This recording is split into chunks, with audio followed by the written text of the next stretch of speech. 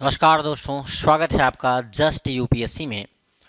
हम लोग इसके पहले अम्लीयता नामक जो कंप्लीट चैप्टर था कह सकते हैं, और या यूनिट थी या टॉपिक था, वो कंप्लीट किए हैं। उसमें क्षारीय अम्ल, उसके बाद फिर अम्ल, ये सारी चीज़ें उनके जो इम्पोर्टेंट पॉइंट थे वो सब हमने डिस्कस किए हैं।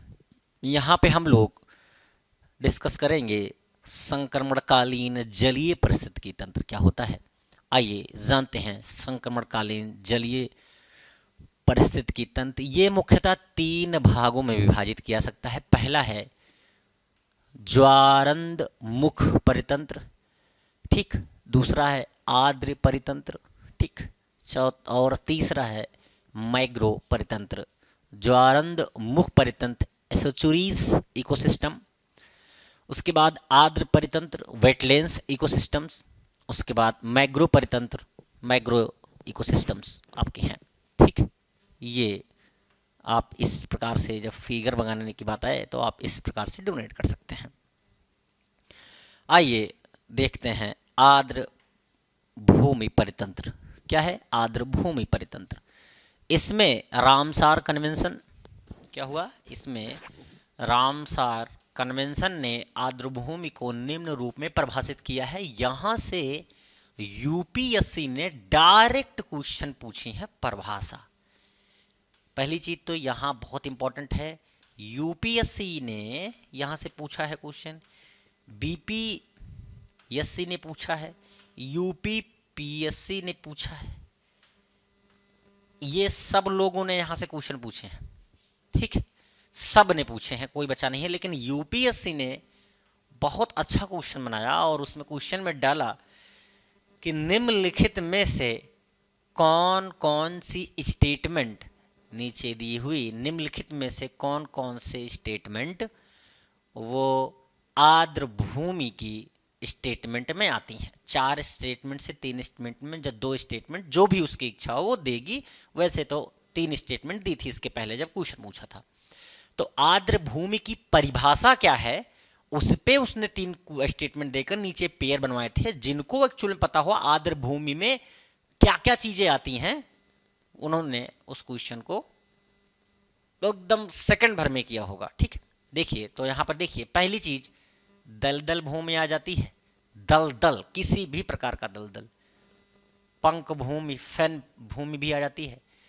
पिट भूमि या जल, कृत्रिम या प्राकृतिक, स्थायी या अस्थायी, स्थिर जल या गतिमान जल, तथा ताजा खारा लवणयुक्त जल क्षेत्र। ये देखिए स्टेट, अब तो आप खुद सोचिए कि कितना बढ़िया लिखा हुआ है, आपकी समझ में कैसे आएगा। मतलब नॉर्मल समझ का मतलब ये है कि सब कुछ तो शामिल है, अब छोड़ें क्या उसमें, सब कुछ तो लग रहा है हमको। जैसे देखिए पिट भूमि या जल, कृत्रिम हो सकता है या प्राकृतिक हो सकता है, स्थायी हो सकता है या अस्थायी हो सकता है, स्थिर हो सकता है, गतिमान भी हो सकता है, तथा ताजा हो सकता है, खारा भी हो सकता है, लवण युक्त हो सकता है। तो सब तो कवर कर लिया हमने, बचाई क्या। इसी को हम लोग क्या कहते हैं, आर्द्र भूमि कहते हैं। ये आपके वही हैं, कोरल लीफ हैं आपके, और ये सरगोशो घास है आपकी, सेडिमेंट है यहाँ बीच में, साल्ट मार्स है आपका, मैग्रोव्स हैं आपके, ठीक। आगे आ जाते हैं, प्रकार देख लेते हैं और डिटेल में जाते हैं, थोड़ा देखते हैं ताकि क्वेश्चन गलत ना हो यहाँ से नेक्स्ट टाइम आए, और आएगा जरूर। जलयुक्त दलदली वन भूमि की बात कर रहा है, दलदली झाड़ी युक्त जल की बात कर रहा है, युक्त स्थल की बात कर रहा है, सॉरी जल की नहीं, दलदली झाड़ी युक्त स्थल की बात कर रहा है, जिसे घास युक्त दलदल कह सकते हैं। जल प्लावित घास क्षेत्र, खनिज युक्त आर्द्र स्थल, सड़े गले पेड़ पौधों के जमाव वाली आर्द्र भूमि दलदल, ये सब। नदी आ जाती हैं इसी में, झील आ जाते हैं इसी में, बाढ़ के क्षेत्र इसी में, बाढ़ वाले वन इसी में, समुद्री किनारे, समुद्र होना चाहिए, समुद्री के किनारे झाड़ी युक्त स्थल डेल्टा, धान के खेत, मूंगे की चट्टानों के क्षेत्र, बांध, झरने, मरुस्थली झरने, नहर, ग्लेशियर, ठीक। समुद्री तट, ज्वार भाटे वाला स्थल आदि सभी आर्द्र क्षेत्र वेटलैंड कहलाते हैं। अभी इतना याद करने की ज़रूरत नहीं है, बस कॉमन सेंस यूज करिए। जब यूपीएससी पेपर लेती है तो सिर्फ और सिर्फ उसका मोटिव ये होता है कि कितना ज़्यादा कॉमन सेंस कोई व्यक्ति यूज कर सकता है। जब उसने बोला दलदल, तो दलदल किसी प्रकार का हो सकता है। उसने बोला स्थायी, अस्थायी, गतिमान, रुका हुआ। उसके बाद बोल रहा है नदी, झील, झरने, समुद्री तट, ज्वार भाटे, स्थल, ग्लेशियर, नहर, मरुस्थलीय झरने, झरने, बांध, मूंगे की चट्टान, धान के खेत, तो क्या ही रह गया। थोड़ा सा कॉमन सेंस लगाइए और नंबर ले जाइए। मानवकृत कृत्रिम जलस्थल जैसे मत्स्य पालन, यहाँ फंसा सकता है आपको।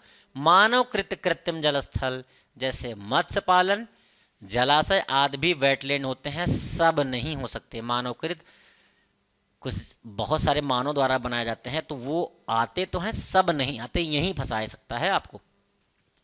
जल स्थल जैसे मत्स्य पालन हो गया, ये याद रखिए। जलाशय, ये दो तीन याद रख लीजिए, ऑटोमेटिक वहाँ क्वेश्चन सॉल्व हो जाएगा। प्रत्येक वेटलैंड का अपना पर्यातंत्र होता है या पर्यावरण तंत्र होता है, लिखना ऐसे चाहिए था, लेकिन पर्यातंत्र होता है अर्थात परिस्थितिकी तंत्र, जैसा कि मैंने बोला, सही लिखा है उन्होंने। परिस्थितिकी तंत्र होता है, जैसे जैव विविधता होती है, वनस्पति विविधता होती है। ये वेटलैंड जल जीवों, पक्षियों आदि प्राणियों के आवास होते हैं। वेटलैंड के जल संरक्षण, जल प्रबंधन के पीछे यही उद्देश्य है कि जल के संरक्षण के साथ साथ उनकी पारिस्थितिकी तंत्र को भी संरक्षित किया जाए और वहाँ के जो प्राणी उस पर रहते हैं उनको भी संरक्षित किया जाए। वेटलैंड के चयन की अगर हम बात करें, वेटलैंड का चयन कैसे होता है, तो इसके अंतर्गत सागरीय क्षेत्र को भी शामिल किया जाता है, जहाँ निम्न ज्वार के समय भी गहराई 6 मीटर से अधिक नहीं होती। ये भी इम्पोर्टेंट है कि निम्न ज्वार के समय गहराई 6 मीटर से अधिक न हो, उसको भी इसमें कंसीडर किया जाएगा। गौरतलब है रामसार कन्वेंशन विशेष परिस्थितिकी तंत्र के साथ साथ काम करने वाली पहली वैश्विक पर्यावरणीय संधि है। विलुप्त हो रहे वेटलैंड के संबंध में अंतर्राष्ट्रीय स्तर पर ध्यान दिए जाने का आह्वान करने के उद्देश्य से रामसार वेटलैंड कन्वेंशन का आयोजन किया गया था। इस कन्वेंशन में शामिल होने वाली सरकारें वेटलैंड की पहुंची हानि और उनके स्तर में आई गिरावट को दूर करने के लिए सहायता प्रदान करने हेतु प्रतिबद्ध हुई। जैसे कॉमन होता है कि भाई मीटिंग हुई, मीटिंग में 10 लोगों ने डिस्कस किया कि हाँ हाँ ये क्षति हो रही है, और जब क्षति हो रही है तो उसको दूर करने के उपाय क्या क्या हो सकते हैं, उसके लिए आप हमें बताइए। उसके बाद अगर मान लीजिए कोई कमज़ोर देश है, उस 10 कंट्री मान लिए बैठी हैं, 10 कंट्री में कोई कमज़ोर देश है तो उसकी भी सहायता की जाएगी, खुद की भी सहायता तो कर ही रहे हैं, क्योंकि हम भाई जो देश होंगे वो कैपेबल होंगे, ठीक है, लेकिन जो कमज़ोर होंगे उनकी भी सहायता की जाएगी। आर्द्र भूमि का वर्गीकरण में बात करें, समुद्र तटीय आर्द्र भूमि जैसे ऊपर पढ़ा, उसमें क्या क्या आता है। स्थायी उथला समुद्री जल, खाड़ी व जलमड्रू, स्ट्रेट्स समुद्री उपज्वार, जलीय bait, marine subtitles, aquatic baits, coral leaf, पथरीला समुद्री तट, बालू, गोटिया एवं कंकड़ तट। गोटिया पठान नाम याद मत रखना, या गोटिया पठान बोलने लगो, गोटिया लिखा हुआ है। एसेचुरीज, ठीक, लैगून, मैग्रोव, ये आपके समुद्री तटीय आर्द्रभूमि में आते हैं। अब इसी प्रकार से आर्द्रभूमि का वर्गीकरण में अंतः स्थलीय आर्द्रभूमि में झील, तालाब, डेल्टा, बात वही ऊपर है, बस वो कौन से समुद्र के अंदर आते हैं, कौन सा स्थल के अंदर आएंगे, उसको इन्होंने अलग अलग कर दिया है। तो झील, तालाब, जैसे वो अंतः स्थल, जो स्थल मान लीजिए भारत का नक्शा है ये, ठीक, भारत का नक्शा है ये, ठीक, भारत का नक्शा है, तो भारत के अंदर यहाँ पर क्या है, भारत के बाहर की जो ये है, तो ये वाली समुद्र तटीय आर्द्रभूमि कहलाएगी, लेकिन ये अंतः स्थलीय कहलाएगी, ठीक, जो अंदर है इसको कहेंगे। इसी प्रकार से वो कह रहा है अंतः स्थलीय आर्द्रभूमि में स्ट्रीम, क्रीक, अनूप, कक्ष, स्वच्छ पानी, स्प्रिंग, ये सब इसमें आते हैं। मानव निर्मित में बात करें तो ये आपको याद करने की ज़्यादा ज़रूरत है, बेसिकली यहाँ फंसा सकता है। एक्वाकल्चर, तालाब, छोटे टैंक, संचित कृषि भूमि, कैनाल, अपिष्ट पानी निवारक क्षेत्र, ये सब किस में आते हैं, आपके मानव निर्मित आर्द्रभूमि में आ जाते हैं। इसी प्रकार से कह रहा है कि राष्ट्रीय महत्व के आर्द्रभूमि की पहचान के लिए मापदंड क्या होना चाहिए, तो NWCP के, ये बेसिकली क्या होता है, NWCP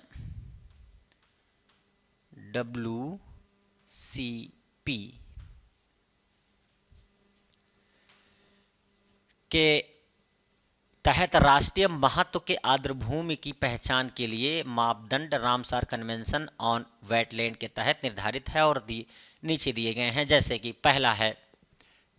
पहला आपका है, अरे आप श्रिंक ना हो भाई, क्या कर रहे हो, बस प्रतिनिधि दुर्लभ, क्या कह रहा है, प्रतिनिधि दुर्लभ या अद्वितीय आर्द्रभूमि प्रकार वाली साइटें। जैसे इसमें उपयुक्त बायोजियोग्राफिक क्षेत्र के भीतर पाए जाने वाले प्राकृतिक या निकट प्राकृतिक आर्द्रभूमि के प्रकार के उदाहरण हैं।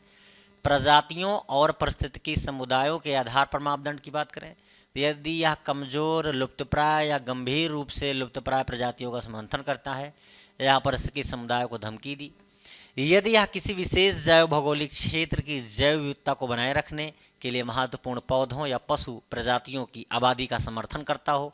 भाई जैसे कि वेटलैंड का चुनाव करेंगे क्या, वो यही कह रहा है कि यदि किसी विशेष जैव भौगोलिक क्षेत्र की जैव विविधता को बनाए रखने के लिए अगर वो समर्थन करता है, विशेष प्रकार के प्राणी वहाँ पर मान लीजिए रह रहे हैं, उनका समर्थन करता है, तो उनके लिए ये चीज़ें बनाई गई हैं। यदि अपने जीवन चक्र के एक महत्वपूर्ण चरण में पौधे और या पशु प्रजातियों का समर्थन करता है तो उसके लिए भी उन्हें शरण दी जाएगी। जलीय पक्षियों के आधार पर अगर मापदंड की बात करें तो उनका मापदंड क्या होगा, जलीय पक्षी के आधार पर आर्द्रभूमि कैसे डिसाइड होगी। यदि नियमित रूप से 20,000 या अधिक जलीय पक्षी का समर्थन करता हो, वहां पर आते जाते हों, यदि नियमित रूप से एक प्रजाति या जलीय पक्षियों की उप प्रजाति की आबादी में 1% का समर्थन वहां प्राप्त हो। इसी प्रकार मछलियों के आधार पर अगर हम करें, मछलियों के आधार पर उनकी आर्द्रभूमि के लिए क्या कह सकते हैं, जो कि समुद्री हो सकती हैं। यदि यह स्वदेशी मछली की उप प्रजातियों या परिवारों, जीवन इतिहासों के चरणों, प्रजातियों की अन्योन्य क्रिया या आबादी के एक महत्वपूर्ण अनुपात का समर्थन करता हो और ये आर्द्रभूमि लाभों और मूल्यों के प्रतिनिधि हैं और इस प्रकार के वैश्विक जैव विविधता में योगदान देते हैं, तो उसको वेटलैंड या आर्द्रभूमि घोषित किया जा सकता है। यदि मछलियों के भोजन, स्पिंग ग्राउंड, नर्सरी या प्रवास का मार्ग है जिस पर फिश स्टॉक या तो वेटलैंड या अन्य जगहों पर निर्भर करते हैं। जल, जीवन और संस्कृति के आधार पर मापदंड की अगर बात करें, यदि यह खाद्य और जल संसाधन का महत्वपूर्ण स्रोत है, इसमें मनोरंजन और पारिस्थितिकी पर्यटन के लिए बढ़ी हुई संभावनाएं हैं, बेहतर दर्शनीय मूल्य, शैक्षिक अवसर तथा इसे सांस्कृतिक विरासत का संरक्षण, ऐतिहासिक धार्मिक स्थल हो रहा हो, ये सारी चीज़ें हों, तब भी उनका समर्थन किया जा सकता है। आर्द्रभूमि परतंत्र की बात में हम लोग आर्द्रभूमि का महत्व और उपयोग अब देख लेंगे। प्रोविजनिंग सेवाएं या आर्द्रभूमि से उपलब्ध उत्पाद की बात करें तो भोजन होता है, स्वच्छ पानी है, ईंधन व फाइबर है, आनुवांशिक संसाधन है, बायोकेमिकल उत्पाद है। विनियमन सेवाएं, आर्द्रभूमि परतंत्र का विनियमन करने से लाभ क्या होगा, जलवायु नियमन हो सकता है, हाइड्रोलॉजिकल रिजीम्स हो सकते हैं, मृदा अपरदन से सुरक्षा हो सकती है, प्राकृतिक आपदाओं में सुरक्षा होगी, प्रदूषण नियंत्रण होगा, पर्यावरण में बढ़ रही घटनाओं में कमी आएगी। ठीक है। सांस्कृतिक सेवाएं क्या हो सकती हैं, आध्यात्मिक और प्रेरणात्मक चीज़ें मिल सकती हैं, मनोरंजन हो सकता है, सौंदर्य हो सकता है, शैक्षिक हो सकते हैं, परंपरागत जीवन निर्वाह ज्ञान हो सकता है। ये सब कॉमन बातें हैं, ये रटने की जरूरत आपको बिल्कुल भी नहीं है, जहाँ पे होगी वहाँ बता दिया जाएगा। ठीक है। सहायक सेवाएं क्या हो सकती हैं, मृदा निर्माण, पोषक तत्वों का चक्रण, ठीक, प्राथमिक उत्पादन, परागण, जैव विविधता, खतरे में पड़ी जातियों का आवास, इनके लिए सहायक हो सकता है। ठीक है। खतरा अगर हम बात करें, खतरा कैसे है, तो आर्द्रभूमियों पर गठित IPBES जैव विविधता तथा पारिस्थितिकी तंत्र सेवा पर अंतर सरकारी विज्ञान नीति प्लेटफॉर्म, इसका फुल फॉर्म है, के अनुसार ये सबसे अधिक विक्षुब्ध पारिस्थितिकी तंत्रों में से एक है। आर्द्रभूमि मानव गतिविधियों और ग्लोबल वार्मिंग के कारण जंगलों की तुलना में 3 गुना ज़्यादा तेजी से लुप्त हो रहा है। मतलब कि आर्द्रभूमि को वर्तमान समय में सबसे ज़्यादा खतरा है। सपोज दैट, मान लीजिए आपके घर में कमाने वाला कोई व्यक्ति हो, 5 लोग आप रहते हैं, आपके घर में 5 लोग को संभालने वाला कोई 2 व्यक्ति हैं, चलो मान लेते हैं, तो 5 लोगों में से 3 लोग तो कमाने वाले हो नहीं, तो 2 लोग कोई कमाने वाले हैं, तो वो कमाने वाले 2 लोग इतना कमाते हैं कि आप उन तीनों का मतलब वो कमाए न कमाए कोई फर्क नहीं पड़ता है। तो लॉजिक समझिएगा।